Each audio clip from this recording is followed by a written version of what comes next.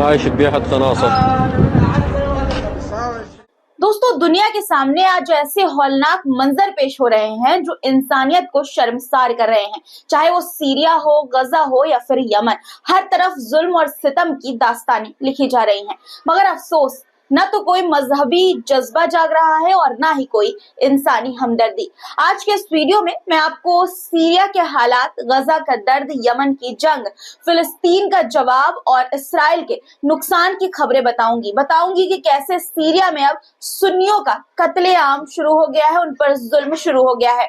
Yemen ने Israel पर अब तक कितने हमले किए हैं ये भी आपको बताऊंगी। इसराइल ने गजा के कमाल अदवान अस्पताल में जो आग लगाई उसको लेकर WHO ने क्या कहा है, और लेबनान में हिजबुल्लाह ने क्यों अब एक बार फिर से दोबारा से जंग करने की बात कही है, ये भी आपको बताऊंगी। लेकिन सबसे पहले नेतन्याहू के कैंसर को लेकर आई नई खबर आपको बता देती हूँ।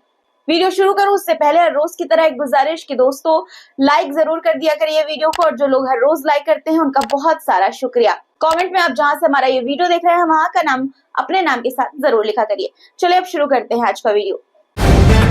द लाइव टीवी, सच सबसे आगे। आदाब दोस्तों, मेरा नाम है मिसबा खान और आप मुझे द लाइव टीवी पर देख रहे हैं। कल खबर आई थी कि नेतन्याहू को प्रोस्टेट कैंसर है, तीसरे स्टेज का, यानी कि 3rd ग्रेड का। रविवार यानी संडे को नेतन्याहू का ऑपरेशन भी हुआ। ऑपरेशन से पहले नेतन्याहू ने एक वीडियो जारी किया जिसमें वो अपनी सेहत के बारे में बता रहे थे। खुद उन्होंने बताया कि उन्हें कैंसर हुआ। अब खबर ये है कि इसराइल के प्रधानमंत्री बेंजामिन नेतन्याहू ने संडे को प्रोस्टेट सर्जरी करवाई जो सक्सेसफुल हो गई है। ये खबर अस्पताल अधिकारियों ने साझा की।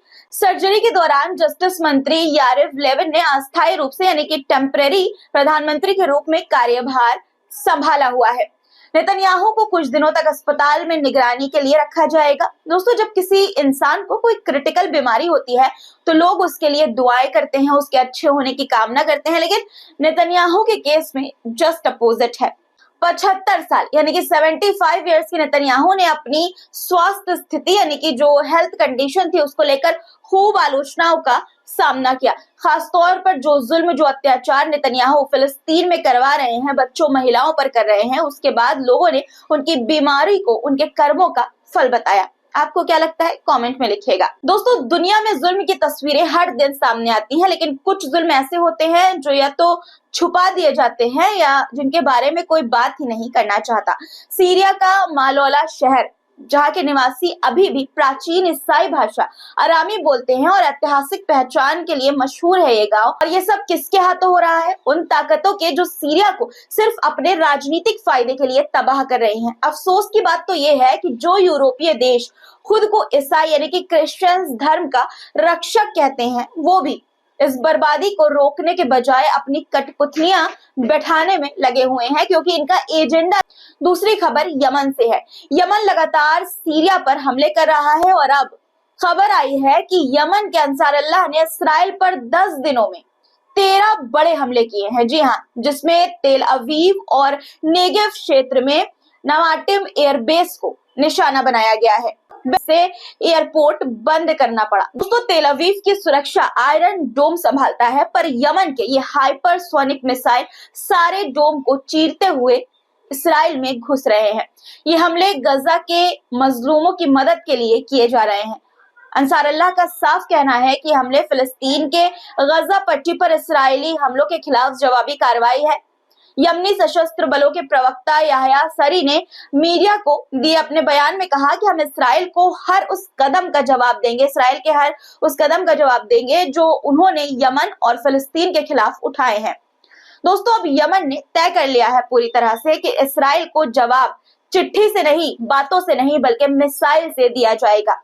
यमन ने पूरी तरह से इसराइल को नानी याद दिला रखी है इस वक्त। और सोचने वाली बात तो ये है कि अगर यमन जैसे स्थिति वाले देश, छोटे देश इसराइल को चुनौती दे सकते हैं तो बाकी दुनिया क्या कर रही है? अगर मुस्लिम देश मिल जाए तो क्या नहीं कर सकते जुल्म के खिलाफ। लेकिन यहाँ के लोग शिया और सुन्नी में उलझे हुए हैं। खबर यह भी है कि इसराइल की नौसेना ने यमन पर समुद्री नाकाबंदी लगाने की कोशिश शुरू कर दी है। मतलब इसराइल अब यमन के हुती लड़ाकों पर नजर रखने और उन पर नियंत्रण पाने के लिए अपनी नौसेना का इस्तेमाल करने पर विचार कर रहा है। इसराइल के युद्धपोत और पनडुब्बियां इस काम के लिए तैयार है, जो दूर से ऑपरेशन करने में सक्षम है। इसराइल अपने मित्र देशों की खुफिया एजेंसियों के साथ मिलकर यमन में खुफिया जानकारी जुटाने का काम तेज भी कर रहा है। आईडीएफ यानी कि इसराइल डिफेंस फोर्स का यह अनुमान है कि हुती विद्रोही इसराइल पर आने वाले हफ्तों में रोजाना यानी कि हर रोज मिसाइल और ड्रोन हमले की कोशिश करेंगे। यानी कि दोस्तों, इसराइल को डर सता रहा है। इस बयान से ये अनुमान लगाया जा सकता है। इसराइल की नफरत का एक और वीडियो मैं आपको दिखाना चाहती हूँ दोस्तों। इसराइल कितना नफरत मुसलमानों और ईसाइयों दोनों से करता है, वो आप इस वीडियो में देखिए। इस वीडियो में इस्राएली पुलिस ने एक दुकानदार को क्रिसमस क्रॉस लगाने से रोक दिया। इल्जाम लगाया गया कि ये निशान नाजी जर्मनी का आयरन क्रॉस है। दोस्तों, ये ईसाई समुदाय के खिलाफ मजहबी तासुब रखने की एक मिसाल है।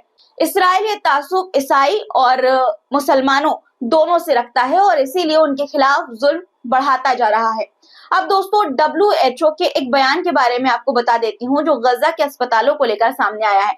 मैंने आज आपको बताया था आज सुबह वाले वीडियो में कि उत्तरी गजा के कमाल अदवान अस्पताल को ज़योनी सेनाओं ने चारों तरफ से घेर कर आग के हवाले कर दिया, जिससे अस्पताल राख में बदल गया। सुबह सुबह तस्वीर भी मैंने आपको दिखाई थी। अब खबर ये सामने आई है कि इस आग में 50 फिलिस्तीनी शहीद हुए हैं, जिनमें 5 मेडिकल स्टाफ भी शामिल थे। वहीं WHO ने इसे इंसानियत के खिलाफ करार दिया है।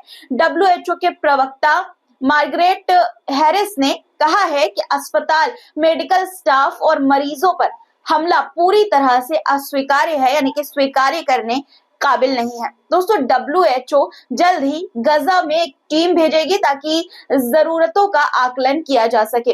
वहीं गजा मीडिया ऑफिस ने खुलासा किया है कि पिछले 450 दिनों में इसराइल ने गजा पर 88,000 टन विस्फोटक गिराए हैं। सोच सकते हैं आप इसमें कि कितने लोगों की, कितने मासूमों की इस जंग में जान गई है।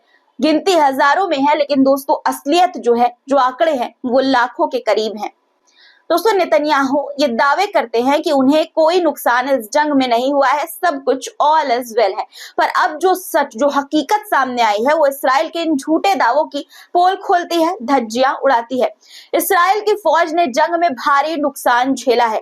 गजा के जबालिया इलाके में ज़योनी सेना को भारी नुकसान झेलना पड़ा है। वहां चल रहे संघर्ष यानी कि कॉन्फ्लिक्ट में बड़ी संख्या में सैनिकों की, इसराइली सैनिकों की जान जा रही है, लेकिन ज़योनी सेना और मीडिया इस नुकसान को छुपाने में लगी हुई है। लेकिन हम आपको बताएंगे, जबालिया में 5 अक्टूबर से अब तक 40 ज़योनी सैनिक यानी कि इसराइली सैनिक मारे जा चुके हैं। वहीं अब तक कुल 820 सैनिक मारे गए हैं इसराइल के, जिसकी पुष्टि हुई है, और 5000 से ज्यादा घायल हो चुके हैं। लेकिन ज़योनी सेना ने नुकसान के आंकड़े इससे कहीं ज्यादा है दोस्तों, यानी कि जो आंकड़े मैं बता रही हूँ 820 और 500 के, ये आंकड़े कहीं ज्यादा हैं जो कि छुपाए जा रहे हैं। ज़योनी मीडिया और सेना लगातार इस नुकसान को छुपाने की भरपूर कोशिश कर रही है, क्योंकि ज़योनी सेना ने हताहतों के सही आंकड़े जारी ही नहीं किए हैं। डर है कि अगर सही आंकड़े सामने आए तो जनता में असंतोष बढ़ सकता है। जबालिया जैसे इलाकों में हुए नुकसान से ये साफ है कि ज़योनी सेना के मनोबल पर असर तो जरूर पड़ रहा होगा। अब बात करते हैं रूस और यूक्रेन की। रूस ने यूक्रेन के 56 यानी कि 56 ड्रोन गिराने का दावा किया है। रूस के रक्षा मंत्रालय ने शनिवार को ऐलान किया कि उन्होंने 56 यूक्रेनी ड्रोन को मार गिराया है। बेलगोरोड क्षेत्र में 11 ड्रोन रूस ने यूक्रेन के गिराए हैं। वोरोनेज क्षेत्र में 28 और रोस्तोव क्षेत्र में 17 ड्रोन रूस ने यूक्रेन के गिराए हैं। दोस्तों, लेबनान में लगातार सीजफायर के बावजूद इसराइल अपनी हरकतों से बाज नहीं आ रहा है।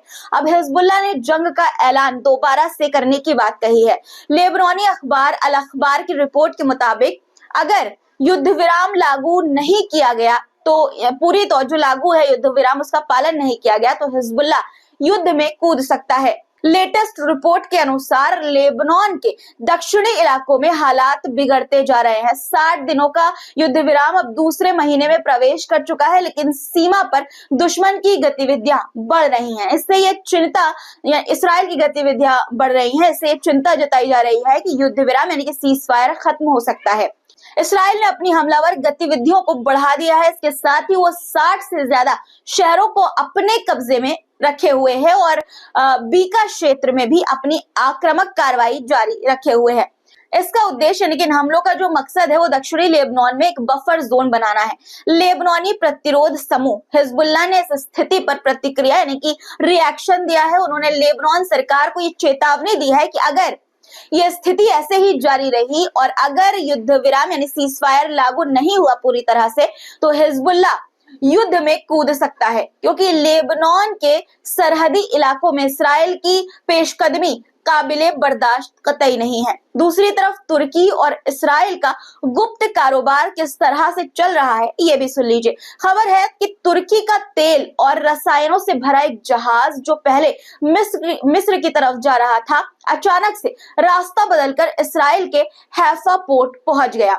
यहाँ तक कि उसने अपने ऑटोमेटिक आइडेंटिफिकेशन सिस्टम यानी कि AIS भी बंद कर दिए, ताकि उसकी सटीक स्थिति को, जो पोजीशन है उसकी, उसको कोई ट्रैक नहीं कर सके। मतलब साफ है, तुर्की और इसराइल के बीच गुप्त व्यापार जारी है, जबकि तुर्की के राष्ट्रपति एर्दोगन और मीडिया हमेशा फिलिस्तीन के समर्थन और इस्लामिक मुद्दों पर बात करते दिखते हैं। लेकिन दोस्तों, असलियत क्या है, चल क्या रहा है, ये आप इस खबर से अंदाजा लगा सकते हैं। आज के लिए फिलहाल इतना ही। आज की खबरों पर आपकी क्या राय है कमेंट में जरूर लिखिएगा। और दोस्तों, चैनल को अगर आपने सब्सक्राइब नहीं किया है तो जरूर से कर लीजिए, और अभी तक वीडियो देख रहे हैं और लाइक नहीं किया है तो बहुत गलत बात है। जल्दी से फटाफट वीडियो को लाइक करिए, उसके बाद वीडियो को अपने दोस्तों रिश्तेदारों के साथ शेयर भी जरूर कर दीजिएगा। फिर मुलाकात होगी कुछ नए मुद्दों के साथ, तब तक के लिए खुदा हाफिज।